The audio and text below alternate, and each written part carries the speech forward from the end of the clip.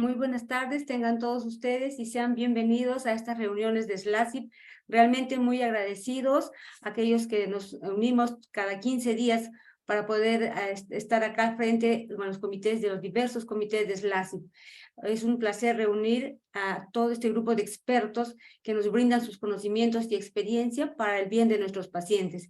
En esta oportunidad, el grupo que nos convoca hoy día es el grupo de fisioterapia y kinesiología. Ellos tenemos la presentación de casos clínicos, lecciones aprendidas en diversos escenarios, un grupo muy vasto y excelente y con mucha experiencia en el campo. Les voy a presentar yo a las moderadoras. Tengo el gusto de presentar a las moderadoras. Tenemos a la doctora Cynthia Johnston, ella gran amiga y muy colaboradora socia muy activa de SLACIP. Ella es fisioterapeuta intensivista, tiene un PhD y es posgrado de medicina pediátrica y neumología. Y la coordinadora, Mariana Celis Alonso, ella es kinesióloga titular del Hospital de Niños de Ricardo Gutiérrez, Argentina. Es instructora de residentes del Hospital Ricardo Gutiérrez, coordinadora del Comité de Fisioterapeutas y Kinesiología de SLACIP, docente en la carrera de Kinesiología Pediátrica y Neonatal, directora del curso de investigación científica del Ministerio de Salud, Dirección General de Docencia e Investigación y Desarrollo Profesional. Muchísimas gracias por el tiempo invertido y por la dedicación que le han puesto a la preparación de este seminario. Adelante, Mariana. Muy buenas tardes a todos nuestros colegas, bienvenidos, todos nuestros queridos colegas de Latinoamérica, de toda América Unida, y en especial a los integrantes de nuestro querido Comité de Kinesiología y Fisioterapia de la Sociedad Latinoamericana de Cuidados Críticos. En esta oportunidad vamos a ver una mesa redonda de presentación de casos clínicos, como bien dijo la doctora Rosa, y acto seguido, voy a presentar a los miembros, oradores y expositores de los diferentes casos clínicos. Inmediatamente, y darle la bienvenida a mi gran amiga y colega, la doctora Cynthia Johnston, que siempre es un honor contar con ella y trabajamos en conjunto todos en comité. Bien, a continuación, primero va a exponer la licenciada María del Valle Barea, kinesióloga y fisioterapia fisioterapeuta del Hospital Materno Infantil de Salta, Argentina, kinesióloga del servicio de neonatología, y su presentación va a ser botulismo neonatal. A continuación será la presentación de la licenciada Lorena Krisnik. Lorena es kinesióloga titular del Hospital de Niños Ricardo Gutiérrez, coordinadora del Servicio de Kinesiología y Rehabilitación del Hospital El Cruce, con su presentación a abordaje kinésico en pacientes con IRAP. A continuación presentará el licenciado Fernando Bustos Fajardo, es kinesiólogo de la Unidad de Cuidados Intensivos Pediátricos del Hospital de Los Ángeles, Chile, especialista en kinesiología intensiva, terapeuta respiratorio certificado. Su presentación será higiene bronquial en niños ventilados. Y finalmente expondrá nuestra compañera, la licenciada Vanessa Godoy. Vanessa es fisioterapeuta intensivista, estudiante de doctorado en pediatría, y presentará el caso clínico de síndrome post-cuidados intensivos pediátricos.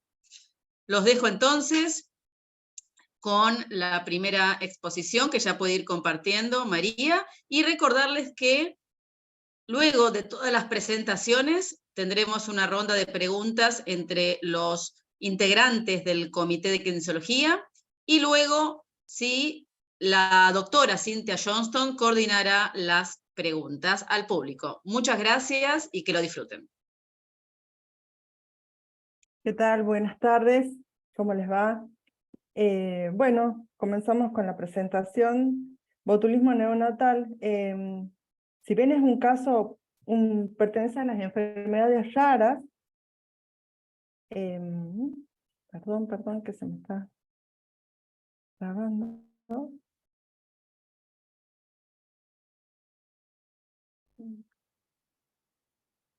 Permítanme, disculpen. Bien.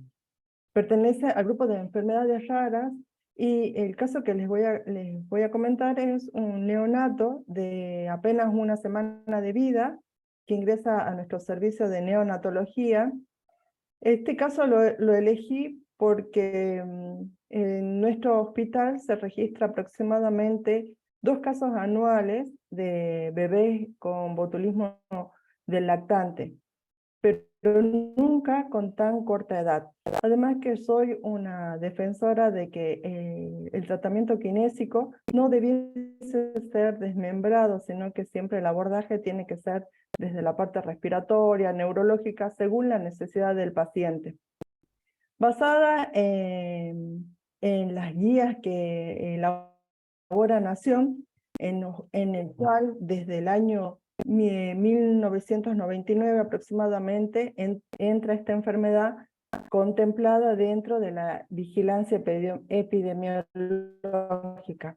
Y el botulismo del lactante siempre lo relacionábamos, por ejemplo, en el norte, con el consumo de miel rosada, que era lo que se le administraba a los bebés.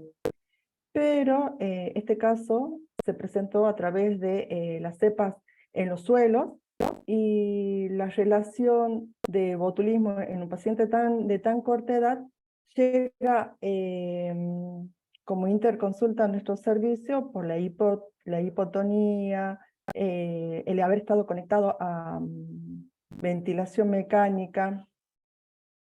Los datos del paciente: fue una bebé que nació el 15 de diciembre del año 2022, de sexo femenino, en la zona de Pichanal, Orán, que es una región que se encuentra al norte de Salta. Era una bebé de adecuada edad gestacional que consulta a la semana de vida por esta situación: letargia, dificultad respiratoria, hipoglucemia, seguramente producto de la hipotonía, y que la alimentación fue disminuyendo. Debido a esta situación, es trasladada al hospital de Orán, en donde presenta apnea y se necesita instrumentar la vía. Se la sospecha y da un hemocultivo positivo a Klebsiella. Con el diagnóstico de encefalopatía neonatal es trasladada a nuestro hospital en la capital de Salta. Allí ingresa con un gran compromiso neurológico, reactiva, con una hipotonía generalizada, simétrica, una presentación de una hipotonía flácida, pero se estabiliza a través de la asistencia mecánica respiratoria. Recién el día 12 de enero se confirma botulismo, porque con el diagnóstico que venía desde Orán, lo que se buscaba era, a través de la encefalopatía, por ahí una conexión con algún trastorno metabólico. Como no cerraba el cuadro, es como se fue avanzando y se llegó a buscar el diagnóstico de botulismo del lactante. Presentó en reiteradas oportunidades infecciones a Pseudomonas, Stenotrophormonas, atelectasia en múltiples situaciones, en múltiples ocasiones, y el día 23 de febrero se le practica la traqueostomía con una cánula número 4, más la gastrotomía con la técnica de Nissen. Al día siguiente, el día 24, tiene un paro cardiorrespiratorio que necesita reanimación de avanzada. Y después, el día 17 de marzo, pasa a pediatría. La interconsulta, como les decía en un primer momento, se debe a su hipotonía generalizada, que se encontraba, era una paciente desorganizada en ese momento, se encontraba sostenida con asistencia ventilatoria mecánica y cursando en múltiples ocasiones atelectasia.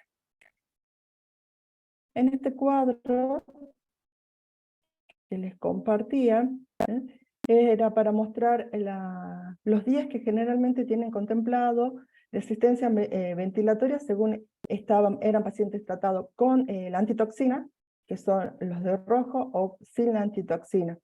En general, la mayor cantidad de días en la terapia conectado y sostenido con ventilación mecánica no superaban los 60 días.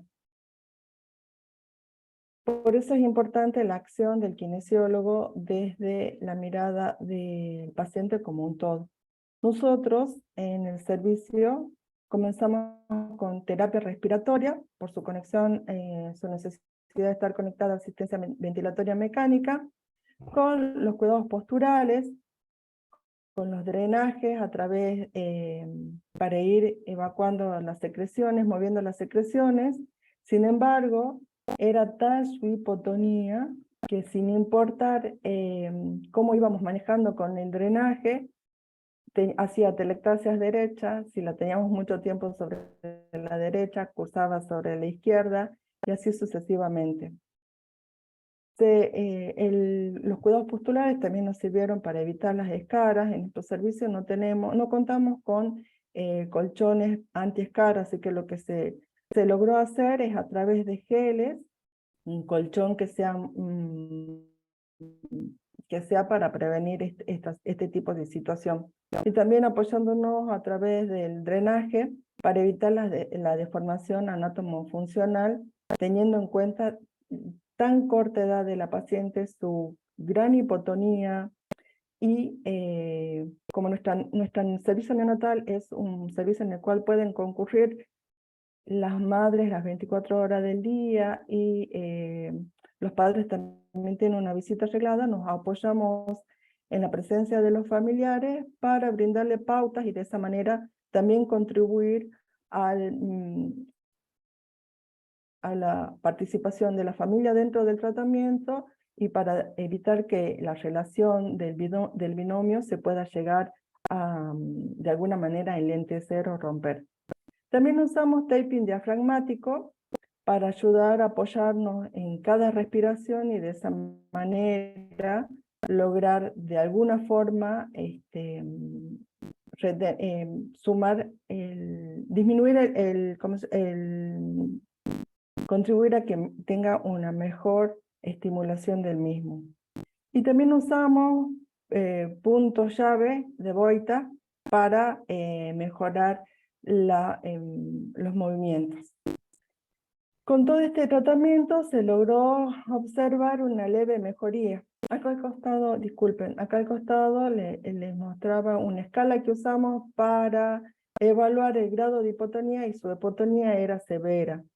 A la movilización, tratando de ver si tenía algún tipo de resistencia, no tenía ningún tipo de resistencia, era de una gran flacidez su tono, y eso era también lo que llamaba tanto la atención y que contribuyó para direccionar el posible diagnóstico, que hasta en un primer momento no lo teníamos. Las dudas que surgen de esta paciente, ya a casi 11 meses que cumpliría la semana que viene, es si era posible que en estos casos con un diagnóstico de bebé con botulismo del lactante, se podría reconsiderar la traqueostomía, porque recordemos que es una bebé que nació en diciembre y la traqueostomía recién se la practicó el día 23 de febrero. Aproximadamente a los 3 meses de vida. Otra duda que me surge del trabajo es que si podría haber aplicado otra técnica o podría haber tenido otro tipo de abordaje desde la mirada kinésica para que sea más útil a la paciente y de esa manera poder contribuir a revertir el cuadro.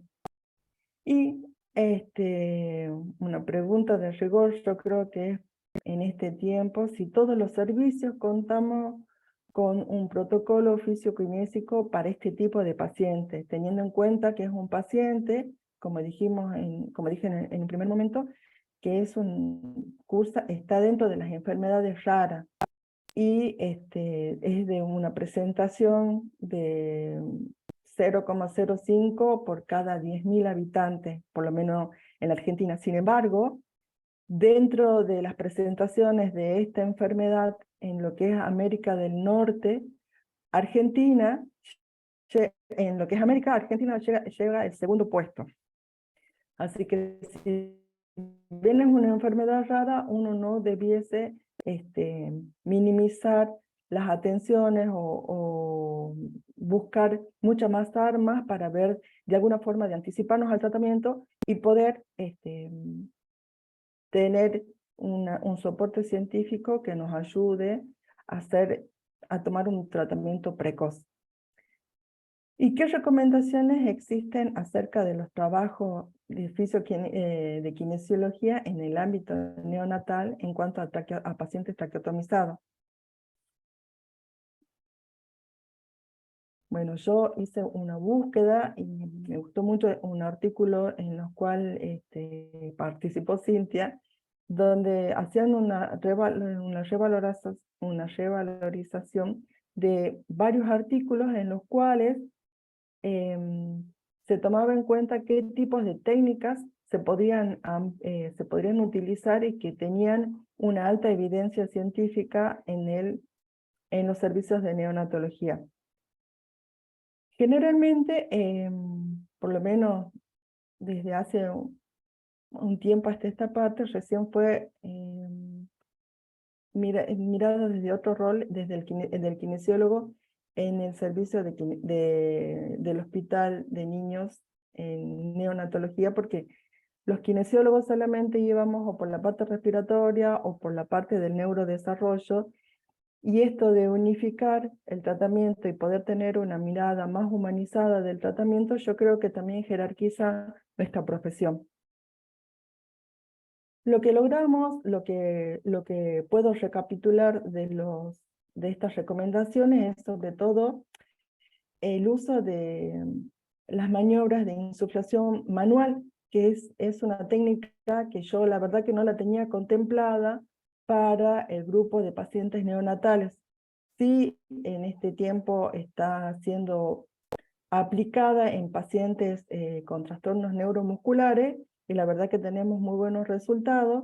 Esta recomendación no la había tenido en cuenta para los pacientes neonatales, con los debidos cuidados que enmarcaron en este artículo, que fue la utilización de válvulas, no solamente las válvulas de PIP, sino también de los manómetros para poder controlar las presiones y de esa manera hacer que la técnica sea mucho más segura. Sí coincidimos en las técnicas kinésicas que aplicamos en la neo de Salta, son que no usamos percusión, y en general en todo el hospital. No usamos percusión, pero tampoco lo habíamos planteado el hecho de que esta técnica post-extubación, que dentro de todo el artículo que se presentó como estas recomendaciones, me parecieron 2 puntos muy importantes. Tienen muchos más, pero como tenemos pocos minutos, la verdad que no me quisiera explayar más. Otro tema sería la traqueostomía, que generalmente la traqueostomía en prematuro la tenemos en cuenta solamente en displasia. ¿Cómo podemos rever la situación ante pacientes que estén cursando este tipo de patología? Generalmente el botulismo del lactante, las referencias que fui obteniendo era que su evolución post toxina antibotulínica tenía muy buenos resultados, y el paciente evolucionaba entre los 7 días y 15, y no tenían un periodo de asistencia mecánica ventilatoria superior a los 25 días. Pero todos los pacientes fueron mayores de 2 meses. El más pequeño que se presenta es el de 2 meses. Y esta paciente tiene, como le decía, 1 semana de vida. La respuesta al tratamiento fue en un primer momento bastante favorable. Sin embargo, durante este tiempo tuvo una reagudización y nuevamente salió positivo la toxina botulínica. Entonces, si bien la traqueostomía es un tratamiento que beneficia para disminuir los riesgos de infecciones asociadas con un buen cuidado, esta paciente fue un caso muy especial que, como decía anteriormente, tuvo un rebrote. Y después otro tema que me importaba tener en cuenta es el uso de boitas. Si bien boitas son puntos en los cuales tenemos muy buenas respuestas, y me pareció en el momento de atender a esta paciente usarlo porque eran como les decía, era una hipotonía flácida y no tenía respuesta con técnicas que suelo usar y que dan muy buenos resultados. Y por ahí la técnica está siempre dirigida o siempre está presente en pacientes que tienen algún accidente cerebrovascular y no para una patología de la placa motora. Los resultados fueron buenos, pero ya les voy a aclarar qué también tuve en cuenta. Bueno, la conclusión de la presentación de este paciente es que hay que rever la necesidad de protocolos de atención, no solamente para casos de enfermedades raras, sino, me parece, en nuestro servicio de neonatología no tenemos un protocolo para traqueostomía. La importancia del trabajo multidisciplinario, porque como kinesiólogos muchas veces dejamos pautas y sobre todo en los servicios neonatales es mucho más, es mucho mayor la práctica de dejar a los pacientes en supino, que por ejemplo en pacientes con un tono tan bajo no es favorable. Y el trabajo transdisciplinario lo que nos serviría es que, sin importar el profesional que lo aborde, respetaría, no sé si está bien pensarlo como respetaría, pero sí continuaría la labor kinésica, por ejemplo, en cuanto a los posicionamientos. Y como abordaje de la mirada kinésica, desde la mirada de la funcionalidad del paciente, es importante siempre recordar que todos los pacientes son seres únicos y que necesitan un tratamiento integral. Y de esta manera revalorizar la profesión como la importancia de no solo el diagnóstico, sino también la propuesta de tratamiento integral funcional que nosotros realizamos a los diferentes pacientes. ¿Mm? Y una pequeña frase que por ahí a mí me ayuda cuando me quedo un poco corta de todo, que lo que cuenta en la vida es la diferencia que hacemos en la vida de los demás. Por eso cada granito de arena que uno puede ir sumando ayuda a revertir situaciones que en el tiempo pueden ser de gran importancia. Muchas gracias. Bueno, muchas gracias, María. Muy buena tu presentación. Nos excedimos bastante en el tiempo. Así tenemos oportunidad de que a nuestros colegas también, ¿sí?, se explayen, ya sé que son casos clínicos, eso también recordar, pero muchas gracias.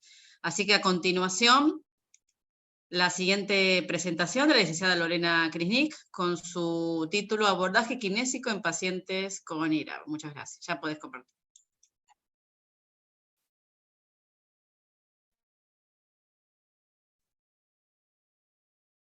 Esperen un segundo. Listo. ¿Ahí se ve bien? Tengo la barra. Sí, perfecto. Bueno. Buenas tardes, mi nombre es Lorena Krisnik. Voy a presentarles el abordaje kinésico en una paciente, en realidad no es en general, porque esto es en relación a un caso clínico que tuvimos en el Hospital de Niños Ricardo Gutiérrez, que es un hospital de niños que se encuentra en la capital federal de la provincia de Buenos Aires. Nosotros estamos organizados en el hospital, somos un servicio muy grande en el cual somos 6 kinesiólogos de guardia 24 horas, 3 de los 6 estamos en las unidades de terapia intensiva y el resto se ocupan de las demás salas y áreas del hospital, que es puramente de niños, tiene aproximadamente 200 camas y en terapia tenemos 24 camas. Bien. A ver, Un segundo porque tengo la barra que me está...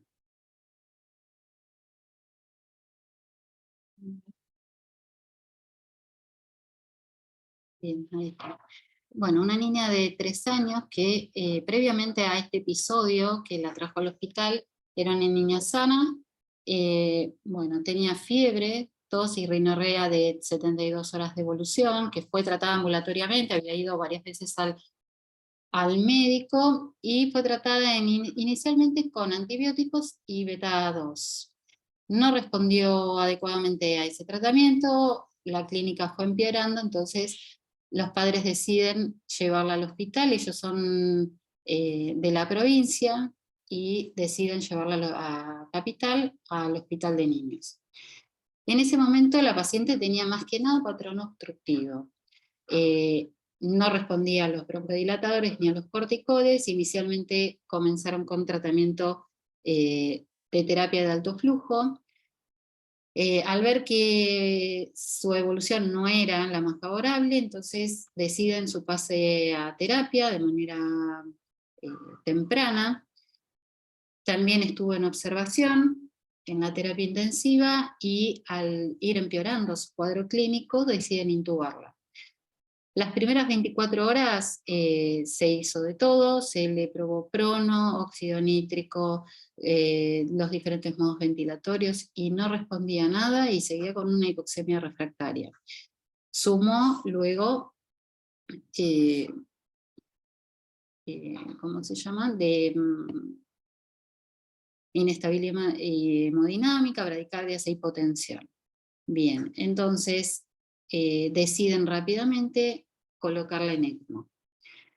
Les traigo este caso sobre esta paciente que inicialmente no respondió al tratamiento habitual y se le colocó ECMO porque no es una práctica habitual de nuestro hospital, y después, bueno, les voy a comentar todo lo que sucedió.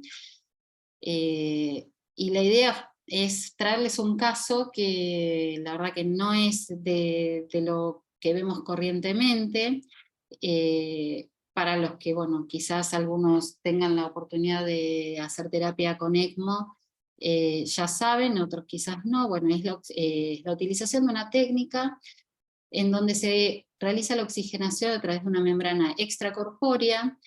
Por lo tanto, se asiste al paciente de manera circulatoria y o respiratoria durante un periodo determinado. Pueden ser días o meses en aquellos pacientes, por ejemplo, que son puente a trasplante. Para eso, para poder aplicar esta técnica, y más que nada en los niños pequeños, como esta pacientita, se requiere la utilización de pseudoanalgesia y de bloqueantes neuromusculares. Por otra parte, también se utiliza un modo ultraprotectivo de ventilación mecánica. Tenemos algunas dificultades o complicaciones producidas en consecuencia por la realización de esta técnica. Así como un dato sobre el ECMO, no es algo que se use demasiado, ¿sí? Es una técnica muy costosa que requiere un equipo con conocimientos de cómo aplicarla y realizar los controles pertinentes. En el último año, en toda América Latina, están reportados 47 casos de ECMO pulmonares en pediatría.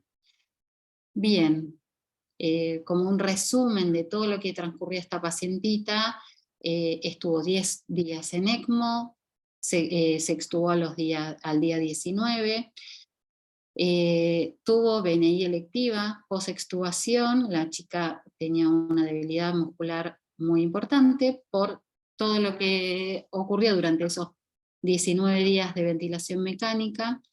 Entonces requirió 9 días de BNI total. En los primeros fueron durante 24 horas, y los últimos días solamente el apoyo era nocturno.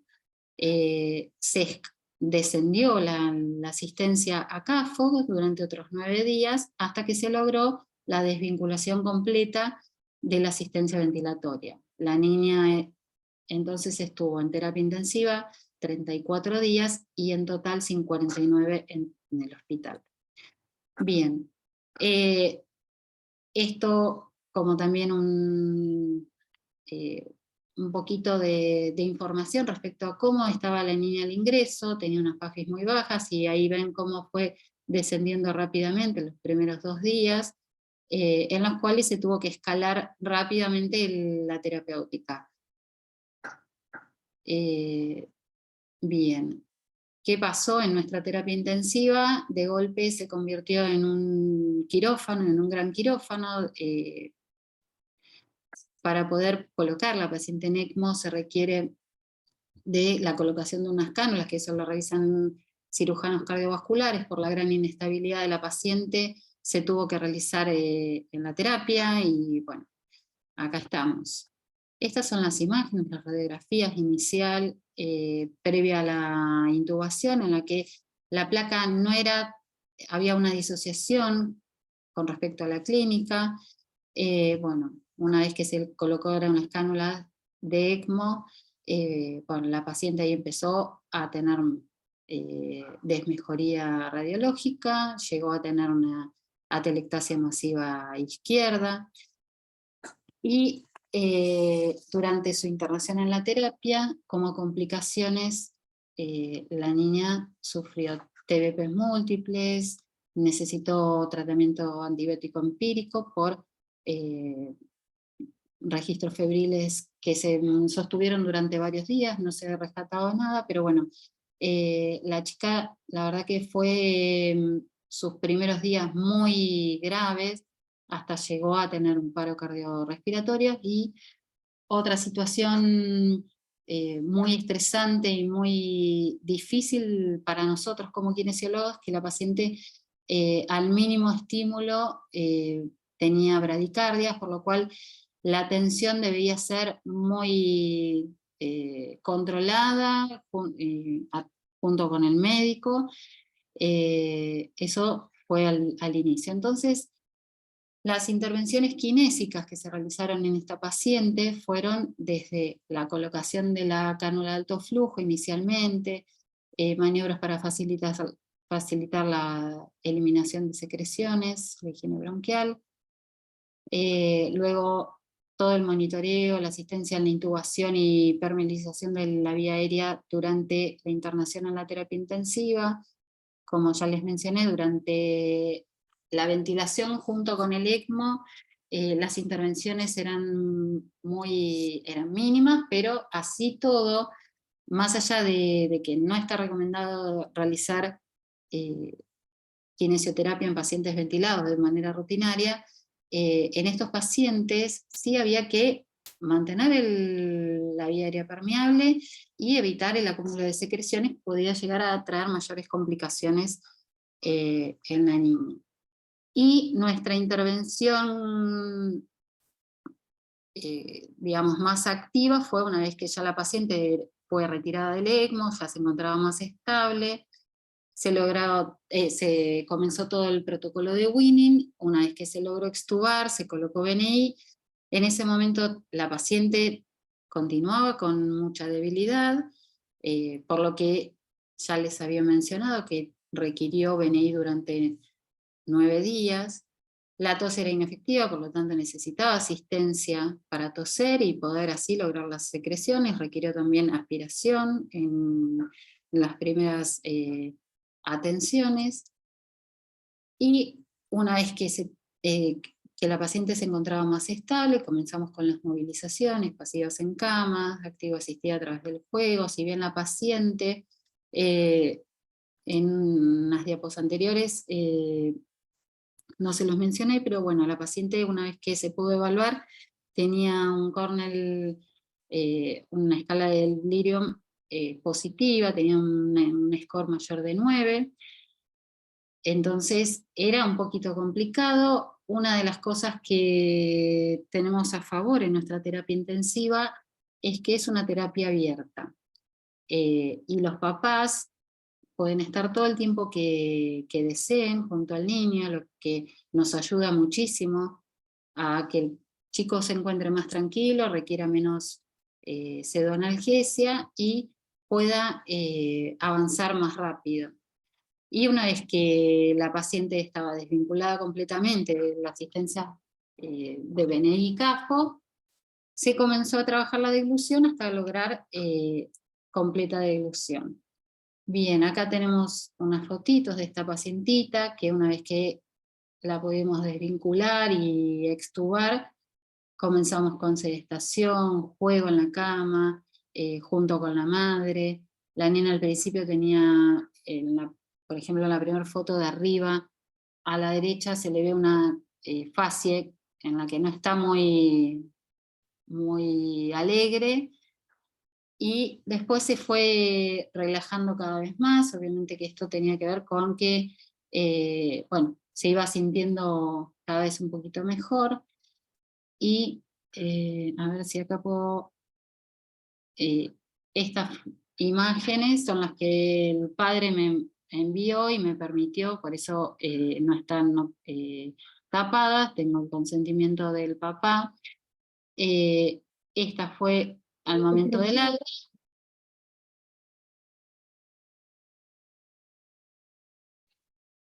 Gracias por cuidarme. Gracias por todo. Mando un beso a las doctoras, decirle, a todas las doctoras de terapia, decirle, a todos. A las enfermeras, a los doctores, a todos que nos cuidaron. Un beso para todos. Beso. Bueno.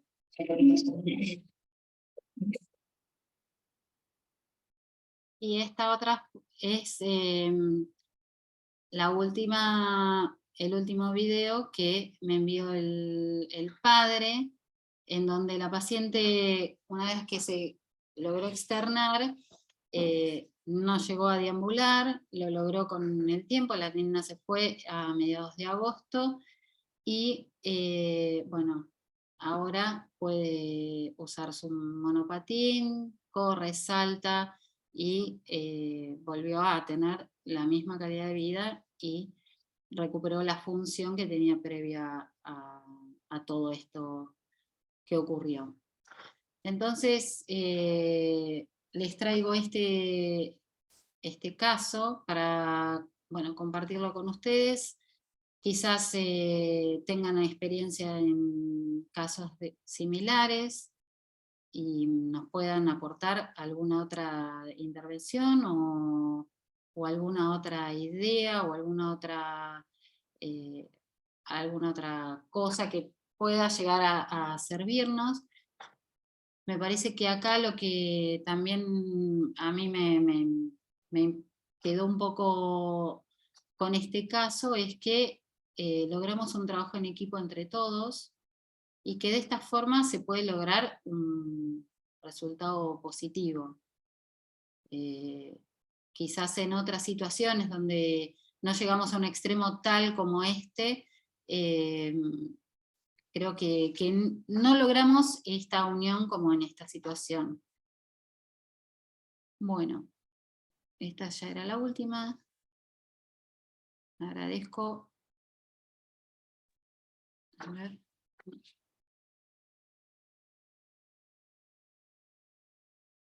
¿Estamos, Lorena? Sí, a ver. Bueno, muchísimas gracias, Lorena. Dejar de compartir, no sé. Excelente tu presentación, y acto seguido entonces continuamos con el licenciado Fernando Bustos, con el título de su presentación, Higiene bronquial en niños ventilados. Ahí estoy. ¿Escuchan bien la presentación? Sí, perfecto, Fer. Ya, gracias. Bien, vamos a ir rápidamente al tema, ¿cierto?, que nos convoca hoy. Y la verdad es que, aunque voy a mostrar algunas cosas de un paciente, digamos, en particular, la idea es que podamos plantear algunos cuestionamientos, me gusta eso, que hayan preguntas, obviamente, y probablemente salgamos con más preguntas que respuestas así como concretas, ¿ya? Y eso permite que podamos dialogar y llegar a mejores conclusiones probablemente. Bien, entonces el caso que les traigo ahora tiene que ver con la realización de kinesioterapia, ¿cierto? O fisioterapia respiratoria, específicamente en el grupo de pacientes que está siendo ventilado, ¿ya? Y por lo tanto, es una de las medidas o de una de las acciones, digamos, que son muy frecuentes en las unidades de cuidado intensivo, sobre todo en sujetos que están cursando con algún grado de problema, ¿cierto?, respiratorio, pero que es importante que nos planteemos siempre, digamos, en quiénes son los sujetos que nosotros pudiésemos creer que la terapia respiratoria pudiese ser una buena opción, ¿ya? Y entonces ahí yo les dejo algunos tips, digamos, o algunas indicaciones que pudiesen hacernos pensar que el paciente que estamos abordando, ¿cierto?, pudiese beneficiarse. Ya tenemos pacientes tal vez que están más tiempo en ventilación mecánica, ¿ya? Pacientes con patología específica respiratoria, pacientes con patología respiratoria crónica, ¿ya? Que están en alguna exacerbación, ¿cierto? Imágenes, tanto radiografía, ecografía, que ahora está mucho más como novedad, ¿cierto? Que puedan sugerir algún tipo de colapso alveolar, ¿ya? La auscultación siempre, la gráfica ventilatoria, tal vez la modificación o la alteración de los parámetros de la gráfica ventilatoria, ¿ya? Todo paciente que está bloqueado, ¿ya? Con bloqueo neuromuscular y por lo tanto con la ausencia de reflejos protectores adecuados de la tos, pudiese también ser un paciente que se va a beneficiar de esto, ¿ya? O cuando derechamente las secreciones son visibles, o tenemos una cantidad importante de secreciones al momento de aspirarlas o de retirarlas con la succión. Y nos vamos a enfocar directamente en dos aspectos. Uno sería qué alternativas o qué técnicas tendríamos para estos pacientes ventilados. Y se describen, ¿cierto? La hiperinflación, que muy bien lo mencionaron en la charla anterior, ¿cierto? Que puede ser manual o hiperinflación mecánica, ¿ya? Y también tenemos las técnicas manuales sobre el tórax, ¿ya? Vamos a obviar, no vamos a tratar en específico respecto al posicionamiento, pero obviamente eso es una estrategia, y lógicamente que esto siempre va acompañado de succión endotraqueal, ¿ya? Entonces a esos elementos son los que nos vamos a referir. ¿Cuáles son los resultados que esperamos encontrar cuando utilizamos alguno de estos estrategias, ¿cierto? Bueno, lo primero es favorecer un flujo caudal, ¿ya? Que va como un flujo de salida, que busca eliminar o remover o transportar las secreciones de distal a proximal. Y lo que buscamos obviamente es permeabilizar la vía aérea, ¿cierto? Que estas secreciones que están probablemente provocando zonas de colapso alveolar, estas zonas de colapso se reviertan, ¿cierto? Y que eso se traduzca en un menor trabajo respiratorio y en mejorar el intercambio ventilación-perfusión, reducir la tasa de complicación.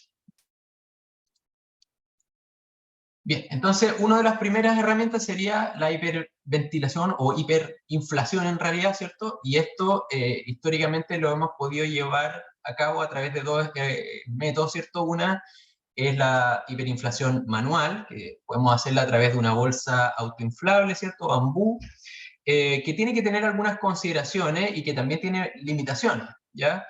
Primero tenemos que desconectar al paciente del ventilador, ¿ya? Eso siempre es un motivo que genera cierta discusión, ¿ya? Esa problemática tiene que ver con la posibilidad, no sé, de contaminar al personal o pacientes contiguos, tiene también el riesgo, ¿cierto?, de generar desreclutamiento, ¿ya? Pero alguna de estas opciones, sobre todo en pacientes que están bloqueados o sedados profundos, que no tienen esfuerzo, es que podemos ocluir, ¿cierto?, o pinzar el tubo en estos periodos de desconexión para evitar ese desreclutamiento, ¿ya? Y también el uso de válvulas de PIP, que es un elemento que debiera ser un estándar, ¿ya? Efectivamente hay un posible riesgo de contaminación, perdemos cierto grado de monitorización continua durante esta técnica, ¿ya? Tanto de la presión como de los volúmenes.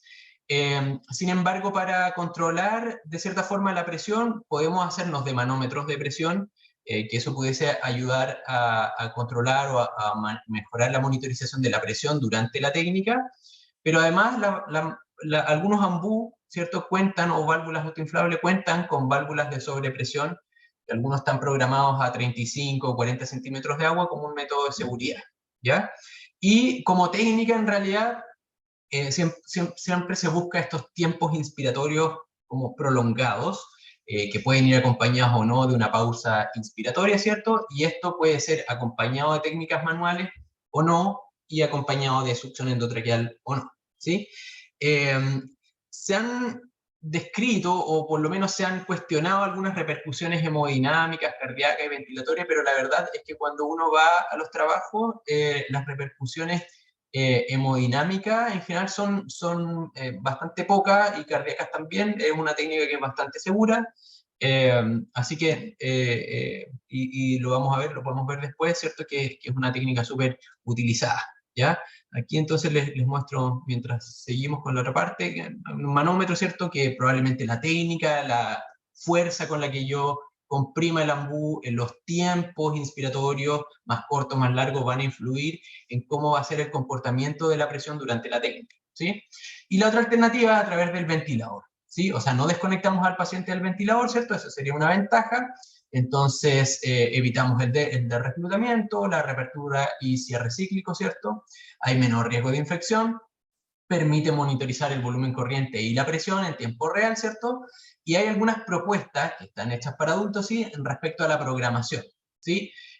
Muchos plantean, o los trabajos que hablan sobre esto, plantean el aumento del volumen corriente, ¿sí? Y fíjense ahí, hablan de 130, 150% del volumen corriente que estaba programado para el paciente. O sea, ya nos alejamos de este 6 ml kilo, 7 ml kilo, ¿cierto? Sino que estamos yendo a un volumen mayor, porque estamos buscando llegar a esas zonas donde el aire probablemente estaba llegando con dificultad o sencillamente no estaba entrando. Algunos ponen límites de presión, ¿ya? Que puede ser la otra alternativa, dependiendo del modo ventilatorio que van a usar, ¿sí? Algunos adultos sugieren usar modos controlados por volumen, otros sugieren usar modos controlados por presión durante estas técnicas. Pero en lo que ambas técnicas coinciden es que tienen que ser tiempos inspiratorios prolongados, y que lo que buscan es un flujo hacia proximal, ¿sí? O sea, un flujo que favorezca la expiración. Y nuevamente, las repercusiones hemodinámicas, cardíacas y ventilatorias en la mayoría de los trabajos donde se evalúan estas técnicas, la verdad es que no son significativas, ¿ya? Entonces yo les voy a mostrar aquí a un pacientito, ¿cierto?, en donde vamos a aplicar, o vamos a ir viendo cómo se comportan estas técnicas, ¿ya?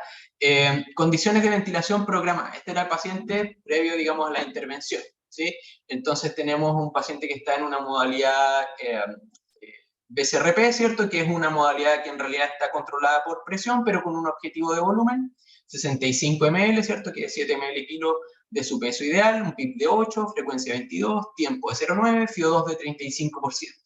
Las presiones inspiratorias, ¿cierto?, que tiene él alcanzadas con esa programación son de 17 centímetros de agua, y lo que ustedes van a ver ahora es que lo que vamos a hacer es evaluar cómo está esta relación entre el flujo inspiratorio y el flujo expiratorio, y ver el comportamiento. Entonces tenemos que un flujo inspiratorio máximo en esta modalidad, vamos a las curvas del ventilador, las grabamos, ¿cierto? Y podemos observar que el flujo inspiratorio más alto que alcanza son 12 litros por minuto, y de ahí comienza el descenso, y el flujo expiratorio más alto son 17 litros por minuto. Entonces vamos a esta relación flujo inspiratorio, flujo expiratorio, y vemos que el flujo hacia proximal es apenas de 5 litros por minuto, ¿ya? Y vemos cómo si yo hago una programación, en este caso la hicimos en modalidad controlada por presión, ¿cierto?, que lleva un poco a los límites, ¿cierto?, de presiones inspiratorias, y lo que obviamente se traduce en un aumento sustantivo del volumen corriente, como este flujo inspiratorio aumenta a 22 litros por minuto y el flujo expiratorio máximo a 42 litros por minuto, haciendo que la relación flujo inspiratorio-flujo expiratorio favorezca, ¿cierto?, la expiración con 20 litros por minuto, ¿ya? Entonces, lo que estamos observando aquí es una técnica que permite aumentar el flujo caudal o el flujo de distal a proximal, ¿sí? En un paciente específicamente, vemos un paciente que tal vez está grave, ¿cierto? Ven la radiografía tórax, está bien comprometido bilateral, probablemente compromiso alveolar y también zonas de atelectasia, ¿cierto? vemos que está la programación al lado izquierdo y ustedes se dan cuenta cómo al llegar, ¿cierto? Tenemos presiones inspiratorias que no son agradables de ver, ¿cierto? Presiones inspiratorias de 38 centímetros de agua. Aquí al lado derecho les voy a mostrar un video de la pausa inspiratoria, que logramos un plató de alrededor de 28 centímetros de agua, y con la PIP de 8 que tenía programada, todavía tenemos un drive, ¿cierto?, que está sobre los 15, que es lo que buscamos, ¿cierto? Está alrededor de los 20 centímetros de agua, también hay algo de autopip, ¿sí? Calculamos ahí con esos valores, los valores de compliance, de resistencia, ¿cierto? Y entonces lo que vamos a hacer es que a través de estas técnicas, ¿cierto?, de hiperinflación mecánica, vamos a pasar de un cierto nivel de flujo, ¿cierto?, o relación PEF-PIF, o de relación pico-flujo expiratorio, pico-flujo inspiratorio. Con estas modificaciones aumentamos el flujo hacia caudal, ¿ya? Al realizar esta programación, que en este caso la podemos hacer, como digo, en presión control, en volumen control, y lo que observamos, ¿cierto?, es que previo a la maniobra tenemos una presión inspiratoria máxima de 38 centímetros de agua, ¿sí? Y que logramos alcanzar un PIB post maniobra, ¿cierto?, de 28 centímetros de agua. O sea, bajamos alrededor de 10 centímetros de agua de presión inspiratoria máxima. La presión plató pre-maniobra, ¿cierto?, 28 centímetros de agua, ustedes la vieron en el video, y volvemos a hacer la medición post-intervención, y tenemos una presión plató de 21 centímetros de agua, mantenemos la misma PIP, ¿cierto? Y la drive baja de 20 centímetros de agua a 11 centímetros de agua. Un escenario bastante más seguro. Pero además vemos que la compliance también mejora, ¿cierto? Y los valores de resistencia también mejoran. Entonces, básicamente lo que vemos es una menor driving pressure, una menor presión plató, ¿cierto? Una menor sobredistensión, una mejor distensibilidad. Y estos elementos, la verdad es que no son solamente como, digamos, del caso a caso, sino que nosotros los pudimos comprobar a propósito de una tesis, ¿cierto?, en el año 2011, con colegas que ahora actualmente están trabajando en nuestra unidad, donde observamos que tanto la hiperinflación, ya sea a través del ambú, ¿cierto?, o del ventilador, como fue lo que les mostré ahora, asociado a técnicas manuales que favorezcan la expiración, mejoran, ¿cierto?, el volumen corriente, mejoran el volumen minuto, mejoran la compliance, y estas fueron variables que nosotros medimos en el corto plazo, alrededor de los primeros 15, 20 minutos de post-maniobra, ¿cierto? Y vemos estas respuestas. Ahora, la pregunta es si esta respuesta que nosotros vemos, ¿cierto?, se traduce en qué, ¿sí? Porque muchos de los cuestionamientos de las técnicas kinésicas en los pacientes ventilados tienen que ver con que sus resultados duros, sus outcomes, no presentan cambios importantes, o no presentan cambios, o presentan algunas complicaciones. Entonces, se traduce esto en menores terapias de rescate, en menor daño, en menor duración de la ventilación mecánica invasiva, en menor estadía de la UCI, en menor mortalidad, y probablemente ahí es donde todavía tenemos algunas tareas, digamos, por cumplir en términos de llevar a cabo este tipo de análisis y poder comprobar cómo esto que nosotros vemos en la práctica, ¿cierto?, tiene alguna implicancia digamos, que podamos extrapolar a otras situaciones, ¿ya? A través de un trabajo de investigación o algún estudio colaborativo. ¿Bien? Entonces, ahora yo cierro esta parte, después si hay más preguntas podemos analizar un poco más, o si tienen preguntas las vamos respondiendo. Muchas gracias, Fer. Súper interesante tu exposición y muy clara, como siempre. Así que después seguramente ya están apareciendo las preguntas. Y bueno, y finalmente, a continuación va a exponer la licenciada Vanessa Godoy con su caso clínico de síndrome post-cuidados intensivos pediátricos.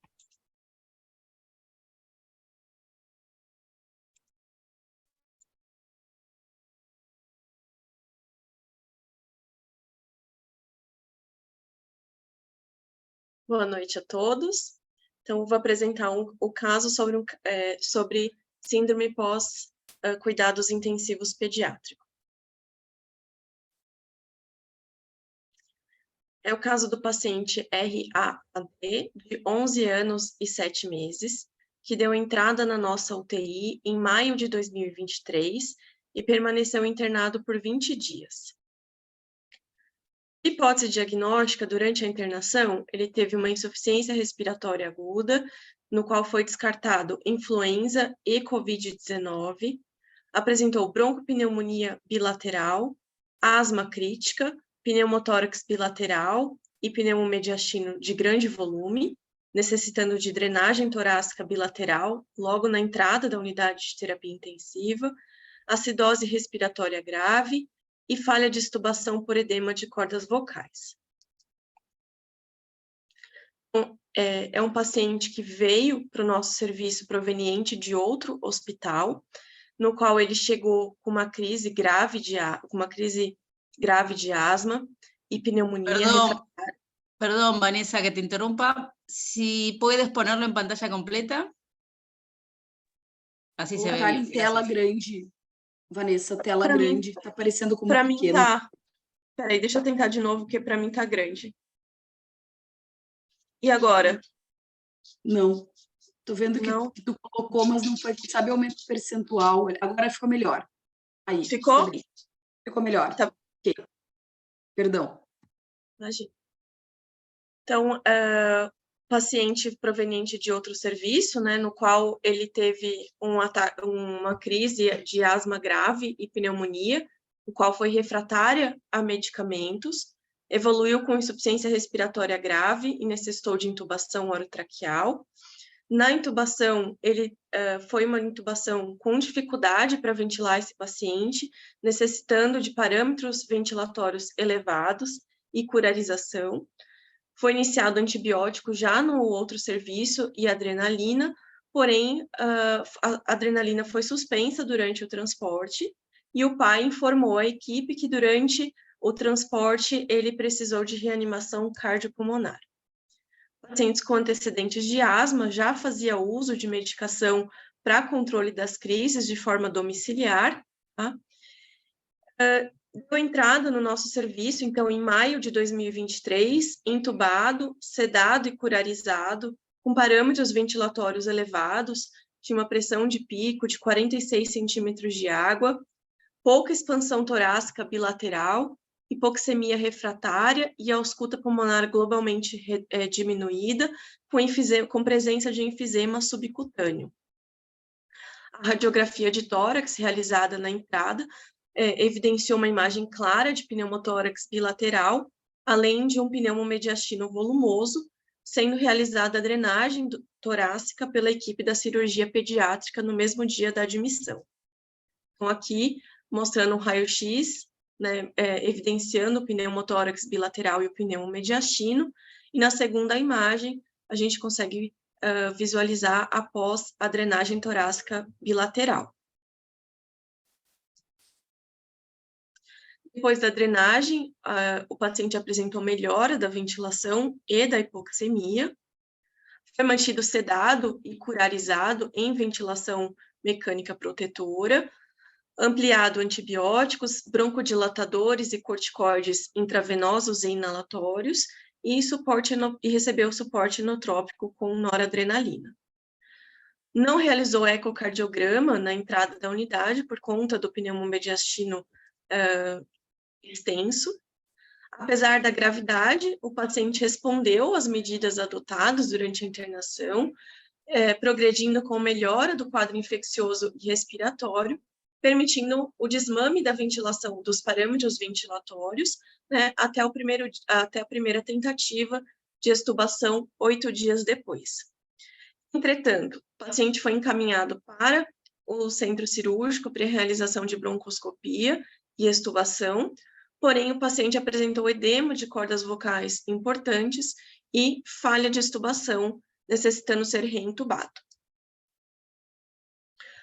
Se manteve com um corticoide intravenoso por 48 horas, né, e despertar diário, tá, para programação de retirada da ventilação mecânica 2 dias depois.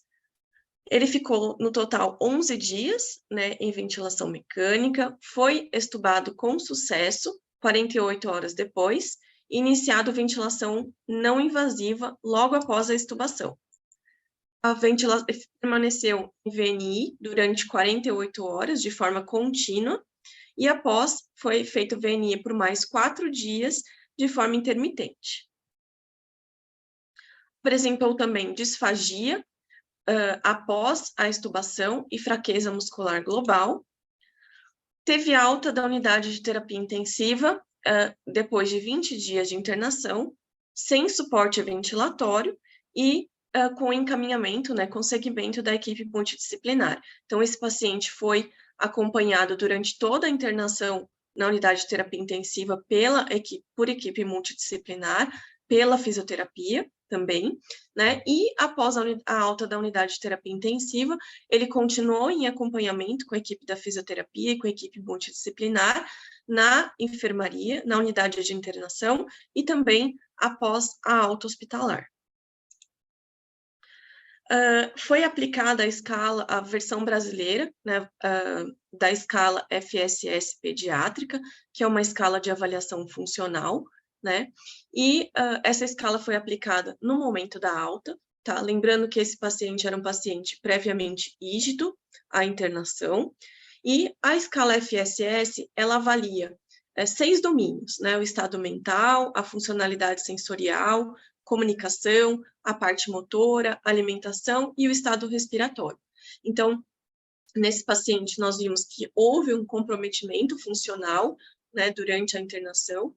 Então, principalmente, o quesito mais comprometido foi a questão motora, né? Então, vimos que esse paciente apresentou uma disfunção moderada aí no momento da alta.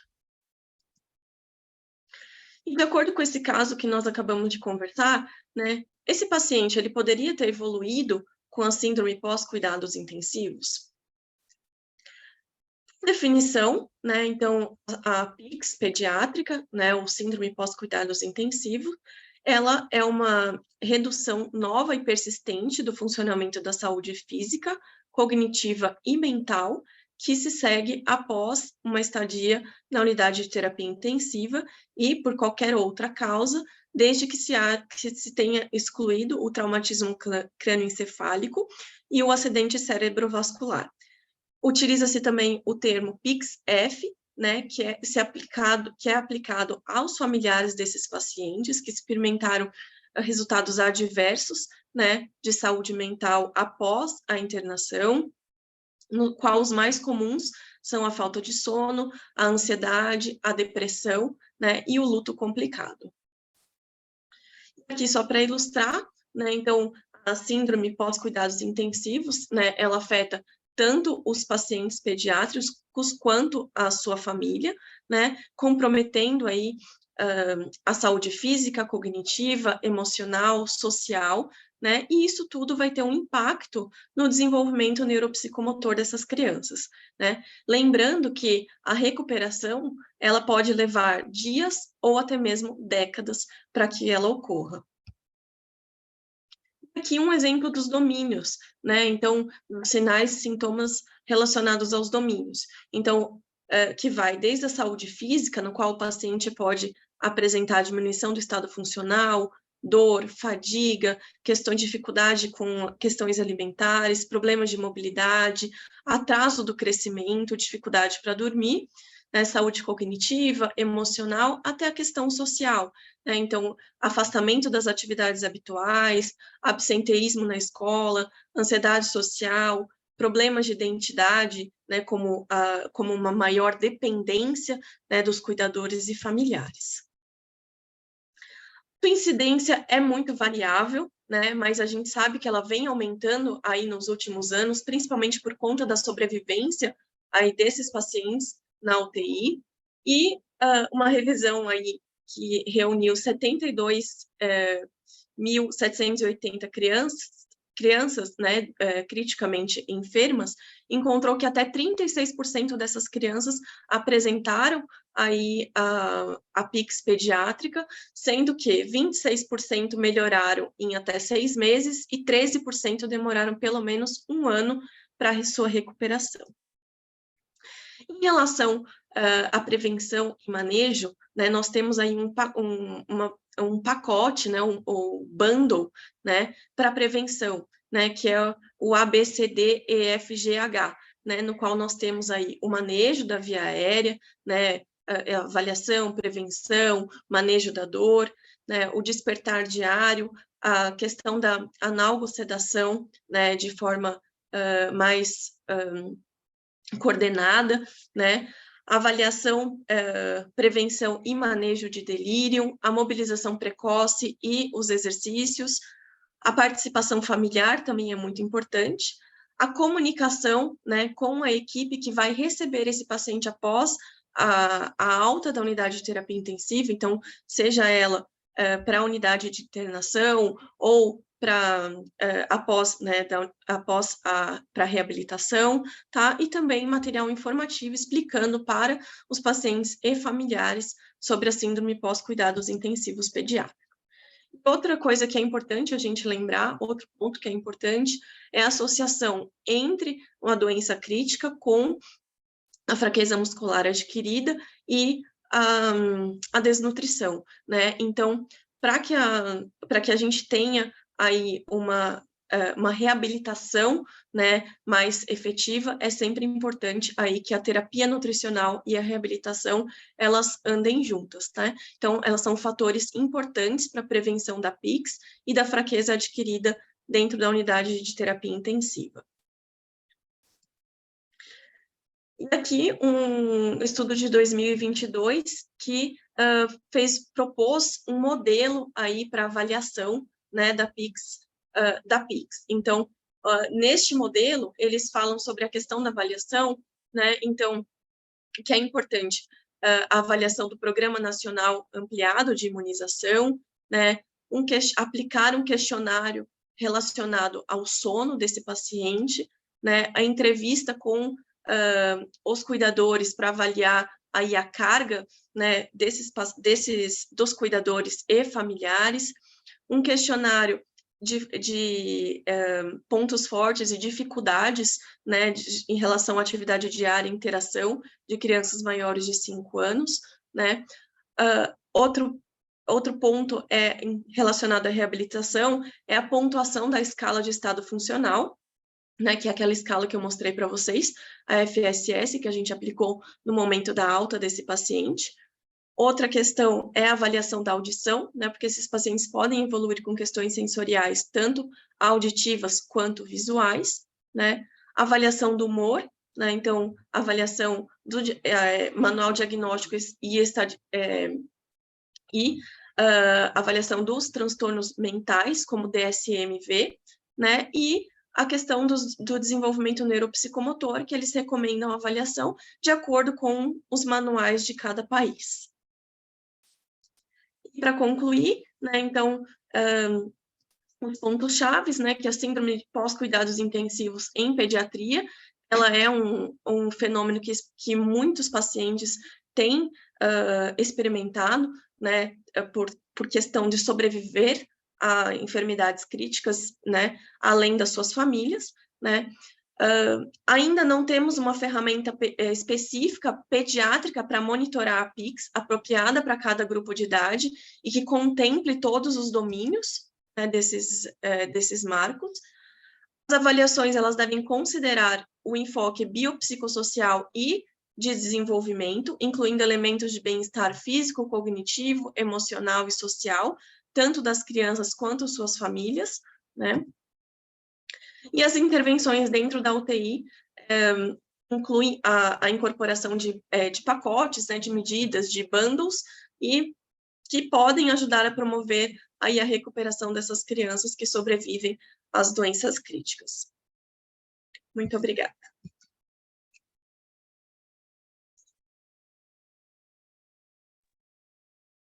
Muchísimas gracias, Vanessa. excelente tu presentación, muy interesante, y ya están llegando las preguntas. Dejo acá entonces, bueno, primero felicitaciones a todos. Una, antes de pasar las palabras, la voz a la doctora Cynthia Johnston, solamente breve, qué lindo es encontrar con nuestros colegas y con tanto trabajo, tanto estudio, tan buena colaboración entre todos. Realmente es un placer para mí formar parte de este comité y un honor. Así que felicitaciones a todos de mi parte. Cynthia, todo tuyo. Muchas gracias, amiga querida Mariana. Es un placer estar aquí con usted. Por favor, abran sus cámaras, Mariana, Vanessa, todos los ponentes, y también quien quiera ahí, que está participando, que quiera abrir su cámara, no hay problema. Es con mucho gusto que estoy con ustedes acá esta noche, con mi corazón aquí batendo más fuerte de ver todos los países, prácticamente muchos países de la TAM con nosotros.